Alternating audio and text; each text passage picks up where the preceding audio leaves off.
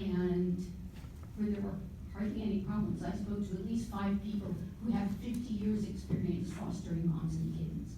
There were 2 occasions, 2, out of all of the kittens and mothers that they fostered where there was a problem. And those problems were the mother was upset, the mother was fixed, the mother was put back out, kittens were fine.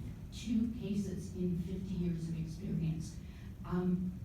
We did not really have a chance to speak after you all asked Virginia Donahue whether she would be okay having a third-party rescue taking over to do this job that Tony's Kitty Rescue has been doing so well.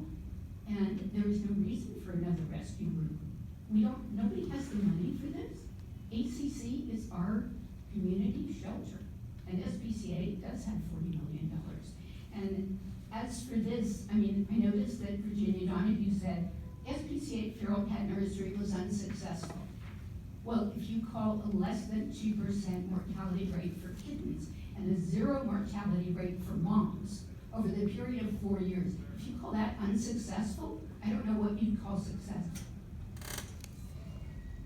I really, this article in the Examiner today is just full of ridiculous lies. They talk about how they reach out to the community. They do not reach out to the community. They do not reach out to the volunteers, neither ACC nor SPCA. They are not listening to the volunteers, the people who have done this work for many, many, many years. Now, I'll give you one example of a ridiculous statement by Jennifer Scarlett, Becky Robinson, and Kate Hurley. It is only in the last few decades that any cats have lived indoors. Hello?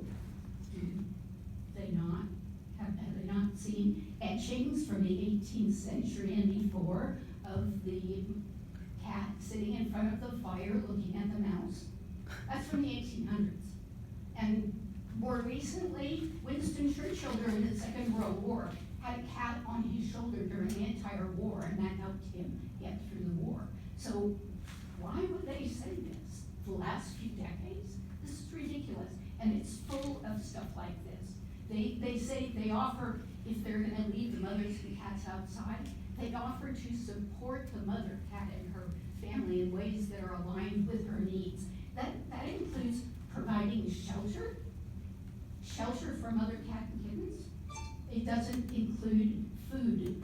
It doesn't say anything about the person who has the cats in her backyard telling that person, give food to the mother cat so she does not have to go 3 blocks away and look for food while her kittens are there defenseless.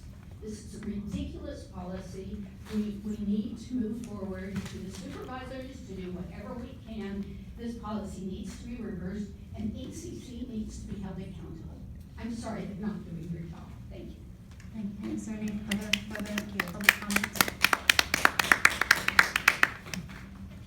If you want to speak, maybe you could line up on the side. It would speed up the process. If there are several speakers, that would be helpful to move this along. Go ahead, sir. Hi. Here. I actually wasn't going to speak on this, but I feel the need to. My name is Peter McCoskey. I've been involved with animal rescue for over 20 years. And in New York, I started a nonprofit that focused a lot on trap, neuter, return. It seems obvious to me that it is SFACC's job to deal with the feral cat issue. And I think that if the argument is that the kittens are at greater risk for stress, then the solution should be to look for better sanitation and stress reduction and those sorts of issues, rather than just stopping the program and leaving the mothers and babies outside. Because no one's talking about the babies being like hit by fly strike and having their eyes eaten out by maggots or eaten by coyotes outside, or all the terrible things that happen to feral cats and their young. Like, those things are still happening, and just because they're not in ACC's face, they're happening to the beings who are experiencing them. So I'm actually here about another SFACC issue, and me feeling like they're not doing their job properly, so I will bring that up later for the next meeting. But I think you guys need to push for a reversal on the policy as well. Thank you. Thank you.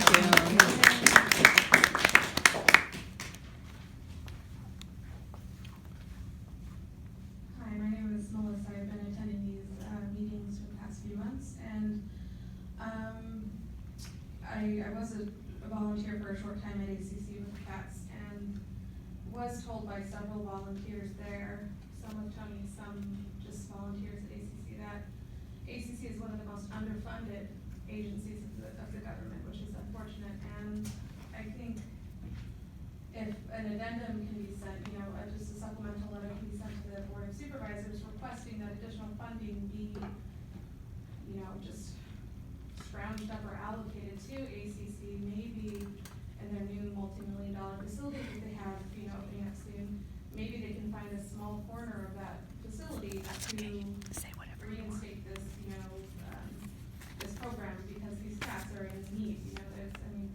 Whether their data suggests otherwise, we all know as volunteers that, we know the other side, essentially, but, that's really what I'm suggesting, is that, we speak to this commission speak to the Board of Supervisors and ask for additional funding, whether that's for, a small program at ACC that helps these queen cats, or if that funding, however, if it's legal or not, can be allocated to the rescue groups that are willing to take in these queen cats and their kittens.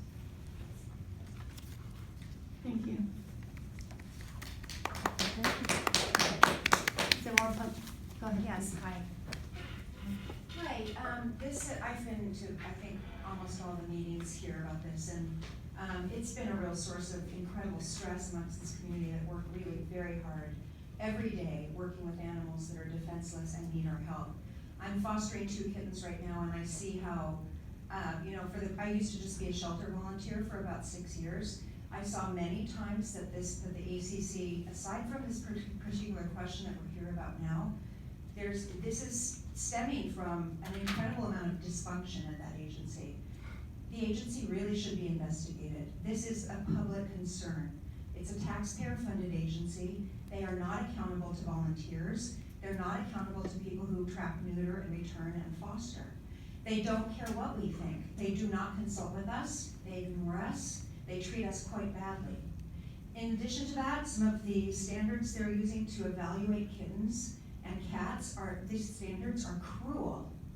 They're basically putting defenseless kittens into the wild to live and die on their own.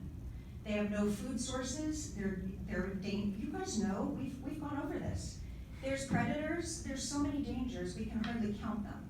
Why are 2- and 3-month-old kittens being left outdoors when they could be fostered, they could be adopted? This makes no sense. This is San Francisco. We've had a history of incredible success with, getting the feral population to be incredibly low over decades. Why are we reversing this? Why is it being allowed? Why is the Board of Supervisors not hot on the trail? This should be addressed immediately. And it's not okay to just let people spend their own money to try to rescue cats when it is the agency's responsibility. We need to do something about this. And I hope that the Board of Supervisors gets a clear message. We should all we're all stakeholders. The whole city is stakeholders. This is a taxpayer issue. Thank you.